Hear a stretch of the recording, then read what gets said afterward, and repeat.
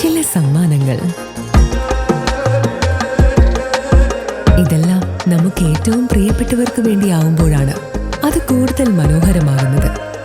Leo's gold and ഡയമണ്ട്സിന്റെ പരിശുദ്ധമായ സ്വർണം പോലെ. Leo's gold and diamonds.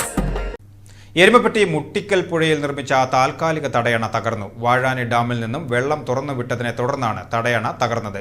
ആവശ്യമായ ബലത്തിൽ പണിയാതിരുന്നതാണ് തടയണ തകരാൻ കാരണമെന്ന് വാർഡ് മെമ്പർ ഫ്രിജോ വടക്കൂട്ട് പറഞ്ഞു. വടക്കാഞ്ചേരി പുഴയിലെ എരുമപ്പെട്ടി മുട്ടിക്കൽച്ചിറ പാലത്തിന്റെ നിർമ്മാണത്തിന്റെ ഭാഗമായാണ് മണ്ണ് നിറച്ച് ചാക്കുകൾ ഉപയോഗിച്ച് താൽക്കാലിക തടയണ നിർമ്മിച്ചത്. കഴിഞ്ഞ ദിവസം നിർമ്മിച്ച തടയണ 24 മണിക്കൂർ ആകുമ്പോഴേക്കും തകർന്നു. വാഴാനി ഡാമിൽ നിന്നും കുടിവെള്ളക്ഷാമം പരിഹരിക്കുന്നതിന് വേണ്ടി കഴിഞ്ഞ ദിവസം പുഴയിലേക്ക് വെള്ളം തുറന്നുവിട്ടിരുന്നു. ഈ വെള്ളം ഒഴുകിയെത്തിയതിനെ തുടർന്നാണ് തടയണ തകർന്നത്.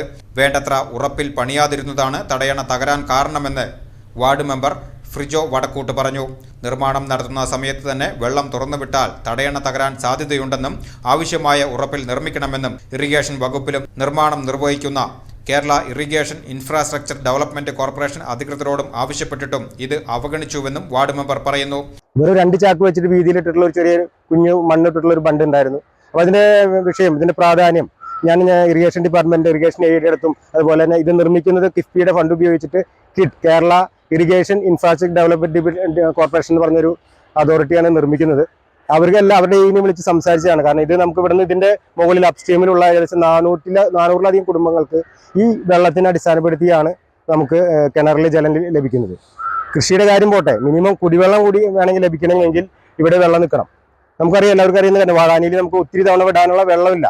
അപ്പോൾ അത് ഭാഗമായിട്ട് ഞാൻ മനസ്സിലാക്കിയത് അവരായിട്ട് സംസാരിച്ചപ്പോൾ ഈ ഒരു പ്രാവശ്യമേ ചിലപ്പോൾ ഈ വർഷം നമുക്ക് മഴയ്ക്ക് മുൻപ് വെള്ളം വിടാൻ സാധ്യതയുണ്ട്. ആ ഒരു സമയത്ത് ഒരു നാരോ ബണ്ട് നിർമ്മിച്ചപ്പോൾ ഇവിടെ ഈ ഇറിഗേഷൻ ഡിപ്പാർട്ട്മെന്റ് അടുത്തും അതുപോലെ തന്നെ കിക്കിന്റെ അടുത്തും എല്ലാം അതിന്റെ സീരിയസ്നെസ് ഇതും കാര്യങ്ങൾ പറഞ്ഞ് മനസ്സിലാക്കിയതായിരുന്നു. എന്നിട്ടും അവർ നിർമ്മിച്ചൊരു ബണ്ടിന്റെ അവസ്ഥയാണ് കാണുന്നത്. ഇനി ഇത് ഫലപ്രദമായി അടച്ചില്ലെങ്കിൽ 400ഓളം കുടുംബങ്ങൾ കുടിവെള്ളത്തിന് പരക്കം പായേണ്ട ഒരു അവസ്ഥയാണ്. കൃത്യമായ അനാസ്ഥയാണ് ഇവിടെ നടന്നത്. വേണ്ട രീതിയിലുള്ള ബണ്ട്, ഉറപ്പുള്ള ബണ്ട് നിർമ്മിക്കാതെ. അപ്പം ഞാൻ ഇവരുടെ കോൺട്രാക്ടറിനെ വിളിച്ചു ചോദിച്ചപ്പോൾ കോൺട്രാക്ടർ പറഞ്ഞത് ഞങ്ങൾക്ക് വെള്ളം വിടുന്ന സമയം അറിയായിരുന്നില്ല, പിന്നെ ഞങ്ങൾ ഇത്ര പ്രതീക്ഷിച്ചില്ല.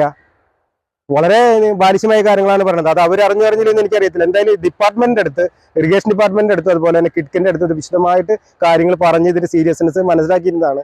പക്ഷെ എന്നിട്ട് പോലും ഇങ്ങനെ ഒരു അവസ്ഥ ഉണ്ടായത് വളരെ ദൗർഭാഗ്യകരമാണ്.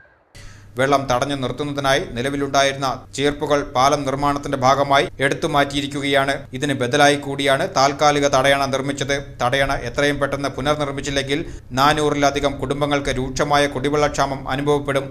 വേനൽ കൃഷിക്കും വെള്ളം കിട്ടാത്ത സാഹചര്യം ഉണ്ടാകും. എത്രയും പെട്ടെന്ന് തടയണ ഉറപ്പിൽ പുനർനിർമ്മിച്ചില്ലെങ്കിൽ ശക്തമായ പ്രതിഷേധ സമരങ്ങൾക്ക് നേതൃത്വം നൽകുമെന്നും ഫ്രിജോ വടക്കൂട്ട് അറിയിച്ചു.